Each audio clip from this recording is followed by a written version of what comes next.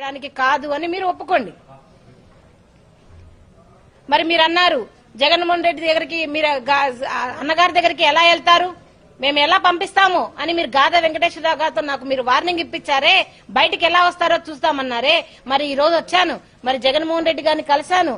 ఆ అన్నగారు చూపించిన ఆప్యాయత, ప్రేమ కానివ్వండి, అసలు ఆ కేసు గురించి ఇప్పటికీ కూడా మర్చిపోలేదు అన్నగారు. మనకి ఆ పీరియడ్ లో జరిగిన 2019 నుంచి మరి జగన్మోహన్ రెడ్డి గారు వచ్చిన పీరియడ్ లో జరిగిన ప్రతి ఒక్క చర్య కూడా ప్రతి ఒక్క రిపోర్టు కూడా అన్నగారికి చూపించడం జరిగింది.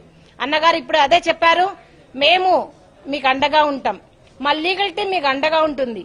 మీకు ఏదైతే అనక రావాల్సిన ఎస్సీ ఎస్టీ యాక్ట్ ప్రకారం బెనిఫిట్స్ ఏదైతే ఆపేశారో దాన్ని కూడా మనం పోరాటం చేద్దామని చెప్పడం జరిగింది.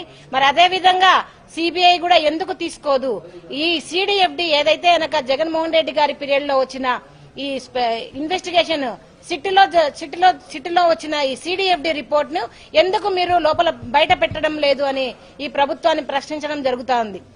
మరి జగన్మోహన్ రెడ్డి గారు మరి మాట ఇచ్చారు, అమ్మ ఖచ్చితంగా మాట ఇస్తున్నాం, అందరిలాగా కాదు, ముఖ్యంగా పవన్ కళ్యాణ్ గారి లాగా మాట ఇచ్చి మర్చిపోయే ప్రసక్తే లేదు, మీకు ఖచ్చితంగా న్యాయం జరుగుతుందని మరి నాకు అన్నగారు భరోసా ఇవ్వడం జరిగింది.